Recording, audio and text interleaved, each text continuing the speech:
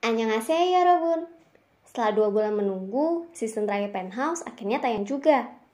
Penasaran nggak sih akhir macam apa yang akan menutup drama serial ini? Plot twist apa lagi ya yang akan drama ini suguhkan? Akankah yang baik akhirnya menang? Atau jangan-jangan ia harus menjadi jahat untuk mendapatkan kemenangan? Pantengin terus ya, kita ringkasin ceritanya buat kamu. Tapi sebelum itu, jangan lupa subscribe dan pencet lonceng buat tahu updatean sinopsis film atau serial lainnya. Like dan komennya juga jangan lupa. Yuk, tanpa lama-lama kita mulai. Sijak! Seperti 2 season sebelumnya, season kali ini juga dibuka dengan adegan tragis. Kematian Ju dan Tae. Setting waktu kembali dibawa mundur, memperlihatkan para terdakwa di rumahnya yang baru, sel penjara. Dante kini tinggal satu sel bersama Kyujin dan Yunchul. Ia bukan lagi siapa-siapa. Ia yang dulu selalu memegang kekuasaan, kini terpaksa tunduk pada orang paling berpengaruh di selnya, Bang Ji-sun. Sama halnya dengan Sojin. Ia juga terpaksa tunduk pada bos selnya, bersama Sang Ah dan Mari. Beda lagi dengan Suryon. Ia hidup bahagia di luar sana. Ia menepati kembali Penthouse, mengakui sisi grup Chong Ah, serta dapat dengan nyaman berkumpul dengan si kembar. Ia juga menjaga Rona, sampai-sampai Sokyun cemburu sekali melihat perhatian yang Suryon berikan kepadanya.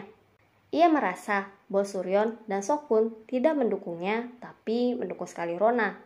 Padahal kan Suryon hanya berharap Sokyun dapat mengejar apa yang ia impikan, bukan apa yang sama ini dan dipaksakan.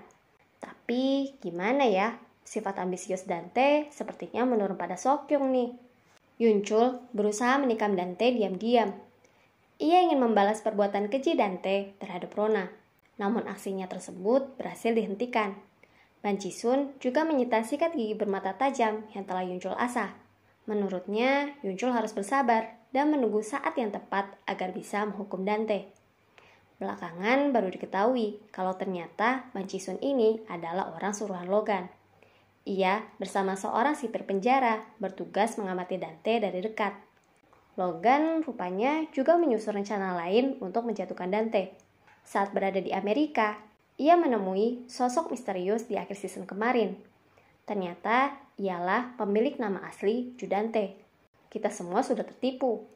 Ju Dante yang kita kenal selama ini bernama asli Baek Junki. Dulu, Dante yang palsu membunuh kedua orang tua Dante asli dan mencuri seluruh aset kekayaan beserta identitasnya. Logan berusaha membawa Ju Dante asli ini untuk membongkar seluruh kebusukan Dante, yang artinya kecurigaan kita terhadap sosok ini pun pupus sudah. Ia adalah orang yang berpihak pada Logan. Ia juga menyimpan dendam pada Dante dan ingin berusaha merebut kembali apa yang dulu ia miliki. Scene berganti pada apa yang kita lihat di akhir season kemarin di Cinggu. Dante yang menerima koran berisi kode rencana kematian Logan. Hari itu, Dante sengaja memancing perkelahian dengan Yunchul dan menusuk dirinya sendiri dengan sikat gigi kemarin. Alhasil, ia pun dilarikan ke rumah sakit dan berhasil kabur dari pengawasan polisi. Kejadian naas yang menimpa Logan pun terjadi. Betul, sosok kakek-kakek yang kita lihat di TKP adalah Dante. Di saat yang bersamaan, kita diperlihatkan ayah Jenny, Yu Dong-pil, yang baru saja bebas dari penjara. Buat kamu yang nonton season kemarin, pasti mengira kalau ayah Jenny ini satu kubu dengan Dante kan? Salah, Yu Dong-pil tidak bekerja sama dengan Dante. Ia tidak terlibat dalam insiden ledakan Logan, dan bahkan kelihatannya ia juga membenci Dante. Apa artinya ayah Jenny kedepannya akan bersatu melawan Dante? Tapi apa ya maksudnya diam-diam membobol Penthouse? Selain itu, dalam kilas balik ingatannya, kita pun diperlihatkan bahwa jauh sebelum kematian Soa di patung Hera, ada sosok lain yang menjadi korban. Tapi siapa ya? Apa pelakunya juga Dante? Jangan-jangan itulah alasan mengapa Dante memberikan Yu Dong-pil dan Kang Mari unit di Hera Palace. Sebagai gantinya, Yu Dong-pil harus mengaku bahwa dialah pelakunya dan akhirnya dipenjara. Wah, makin kompleks aja nih masalahnya. Setelah berhasil membalaskan dendamnya terhadap Logan dan Suryon, Dante menemui ketua Mahkamah Agung. Ia memaksa sang ketua untuk mengeluarkannya dari penjara. Kalau tidak, Dante akan membongkar kebusukannya. Sosok inilah yang nantinya akan berperan besar memanipulasi jalannya penyelidikan. Tersangka kematian Akio dilimpahkan pada Logan. Tuntutan terhadap Dante pun akhirnya dicabut dan ia dibebaskan. Suryon marah sekali saat mengetahuinya. Ia tidak rela, sampai-sampai ia berniat membunuh Dante dengan tangannya sendiri. Sayangnya usaha Suryon ini gagal.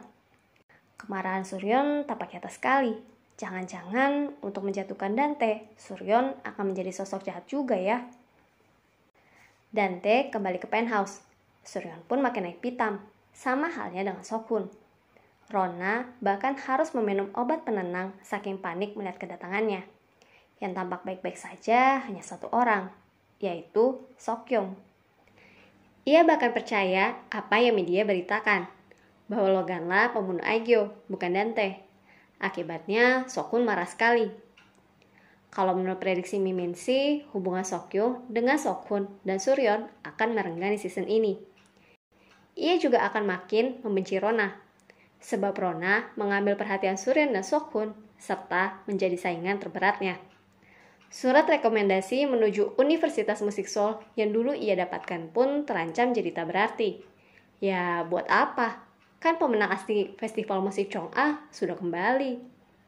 Apalagi saat tahu Rona dan Sokhun diam-diam berencana melanjutkan studi ke luar negeri tanpa sepengetahuannya. Wah, makin geram saja dia. Mimin juga jadi curiga nih. Jangan-jangan Sokyung akan bekerja sama dengan Dante untuk kembali menyingkirkan Rona ya. Duh, setelah sempat jadi sosok anak baik, Sokyung mau bertingkah lagi nih.